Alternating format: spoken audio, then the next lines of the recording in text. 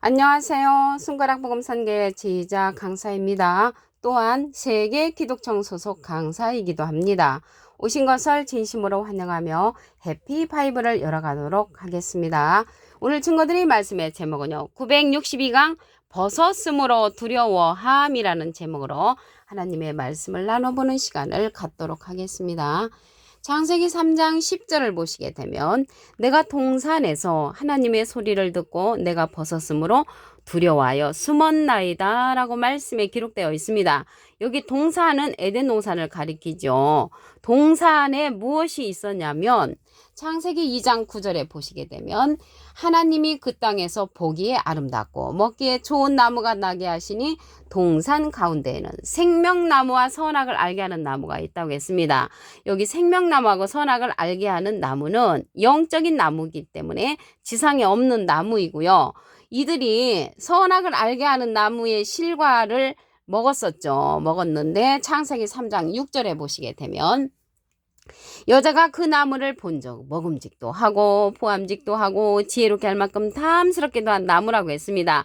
여자가 그 실과를 따먹고 자기와 함께한 남편에게도 줬고 그도 먹어버렸죠. 그래서 이 선악을 알게 하는 나무를 어떤 곳에서는 사단의 목자라고 하지요. 그 신천지에서 사단의 목자라고 하는데 이 선악을 알게 하는 나무 보니까 먹음직도 하고 보암직도 하고 지혜롭게 할 만큼 탐스럽게 한 그런 나무기 때문에 사단의 목자가 아니라는 것을 알 수가 있겠죠. 좋은 나무라고 했습니다. 좋은 나무.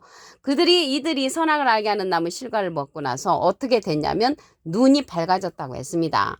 창세기 3장 7절을 보시게 되면 이에 그들의 눈이 밝아 자기들의 몸이 벗은 줄을 알고 무화과 나무 잎을 엮어 치마를 하였더라. 그래서 선악을 알게 하는 나무의 실과를 하나님께서는 먹지 말라고 했는데 이들이 따서 먹었잖아요. 너무나 먹음직하고 보암직하고 지혜가 탐이 날 정도로 이렇게 아름다운 나무기 때문에 그 실과를 따서 먹었는데 눈이 밝아진 것은 너무나 좋은 것이죠. 여기에서 시력이 좋아지는 그러한 눈이 아니고요. 영안이 열려져서 자기들의 벗은 몸을 이제 발견한 거예요. 여기에서 말씀을 보시게 되면 눈이 밝아졌다는 것은 영안이기 때문에 영적인 그러한 영안이 밝아져서 생명나무를 이제 발견한 것이죠. 선악을 알게 하는 나무의 실과를 먹고 나서 생명나무를 발견을 했습니다. 요한복음 15장 1절에 보시게 되면 내가 참 포도나무요 내 아버지는 그 동부라. 그래서 여기에서 나무는요. 여기에서 목자를 상징을 하고 사람을 상징을 하지요. 이사야 5장 7절에는 하나님의 기뻐하는 나무는 유다 사람이라고 했고요.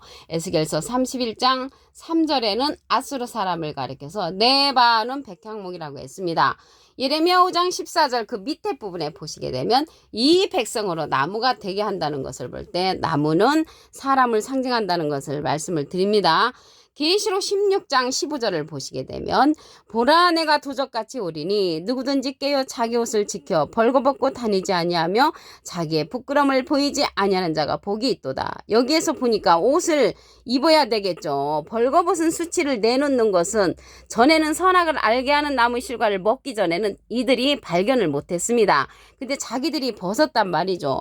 무슨 옷을 벗었냐면 여기에서 옷이 나왔잖아요. 부끄러움을 가려야 되는데 에베소서 6장 11절에 보시게 되면 하나님의 전신갑주를 입으라라고 했습니다. 이러한 전체적인 옷은 에베소서 6장 17절에 보시게 되면 하나님의 말씀을 가지라는 것을 볼 때 하나님의 말씀의 옷을 입어야만이 우리가 부끄러움을 당하지 아니한다는 것을 말씀을 드립니다. 계시록 3장 18절을 보시게 되면 내가 너를 권하노니 내게서 불로 연단한 금을 사서 부유하게 하고 흰 옷을 사서 벌거벗은 수치를 보이지 않게 하라고 했습니다. 흰 옷을 입어가지고 안약을 사서 눈에 발라 보게 하라고 했습니다. 볼 수 있는 그러한 옷은 하나님의 말씀의 옷이죠. 요한복음 1장 1절에 보시게 되면 태초에 말씀이 계시니라 이 말씀이 하나님과 함께 계셨으니 이 말씀은 곧 하나님이시니라. 그래서 말씀의 옷을 입어야만이 우리가 벌거벗은 수치를 보이지 않게 된다는 것입니다. 여기에서 안약을 사서 눈에 발라 보게 하라고 했잖아요. 제가 안약 장사입니다. 그래서 안약 장사에 그러한 말씀을 사서 보게 되면은 우리의 벌거벗은 수치를 가릴 수가 있다는 것을 말씀을 드립니다. 계시록 22장 19절을 보시게 되면 만일 누구든지 이 책의 예언의 말씀에서 제하여 버리면 하나님이 이 책에 기록된 생명나무와 생명나무가 있죠. 거룩한 성에 참여함을 제하여 버리시라고 했습니다. 이 생명나무는요. 에덴 동산 때 창세기 때는 에덴 동산에 있었지만 이 생명나무가 하나님의 낙원에 있다고 했습니다. 계시록 2장 7절에 보시게 되면 하나님의 낙원에 있는 생명나무의 과실을 주워 먹게끔 하신다고 했습니다. 이 시대는 낙원에 있는 생명나무의 과실을 주워 먹는 자가 거룩한 성에 참여할 수 있다는 것을 말씀을 드리고요. 이러한 생명나무는 예수님께서 보내시는 보넬보혜사 진리의 성령으로 상징되어 있습니다. 요한복음 15장 26절에 보시게 되면 내가 아버지께서 너에게 보낼 보혜사 곧 아버지께로서 나오시는 진리의 성령이 오실 때 그가 나를 증거하실 것이요. 예수님을 증거하는 성령은 진리의 성령이고요. 보낼 성령이라고 그랬습니다. 이 보낼 성령은 예수님께서 진리의 성령으로서 보낼 성령은 요한복음 16장 13절에 보시게 되면 진리의 성령이 오시면 그가 너희를 모든 진리 가운데로 인도하시리니 그가 자의로 말하지 않고 오직 듣는 것을 말하시며 장래를 우리에게 알려주는 성령이라고 했습니다. 여기 진리의 성령이 나를 증거하실 것이요. 예수님을 증거해 준다고 그랬죠. 예수님은 지금 가셔서 하나님 우편에 계시잖아요. 그렇기 때문에 보내주는 보혜사가 있단 말이죠. 그 보내주는 그런 보혜사가 생명나무로서 이 세상에 보내주셔서 예언의 말씀을 제하지 않도록 모든 진리 가운데로 인도해주는 그러한 성령이라는 것을 말씀을 드립니다. 여기 보혜사가 나왔는데요. 보혜사는 대언자라는 그러한 뜻을 갖고 있습니다. 요한일서 2장 1절 그 중간에서부터 보시게 되면 아버지 앞에서 우리에게 대언자가 있으니 곧 의로우신 예수 그리스도시라고 했습니다. 대언자 앞에 조그만하게 3자가 있습니다. 관조성경 해석란에 보시게 되면 보혜사라고 기록되어 있습니다. 그래서 보혜사가 대언자니까 예수님은 하나님의 대언자 보혜사시고요. 예수님의 대언자는 또 다른 보혜사를 보내주신다고 했습니다. 요한복음 14장 16절에 보시게 되면 내가 아버지께 구하겠으니 예수님이 하나님께 부탁을 해서 또 다른 보혜사를 너희에게 주사 영원토록 너희와 함께 있게 하시리니 저는 진리의 영이라고 했습니다. 진리의 영은 진리의 성령이라고 그랬죠. 그래서 보혜사는 대언자라는 뜻을 갖고 있고요. 보혜사 성령은 진리의 성령이라는 것을 말씀을 드립니다. 예수님은 비둘기 같은 성령을 받으셨죠. 그래서 비둘기 같은 성령을 받으신 예수님은 포도나무로 상징되어 있고요. 예수님께서 보낼 보혜사 진리의 성령은 생명나무로 상징되었다는 것을 말씀을 드립니다. 계시록 2장 7절 그 중간에서부터 보도록 하겠습니다.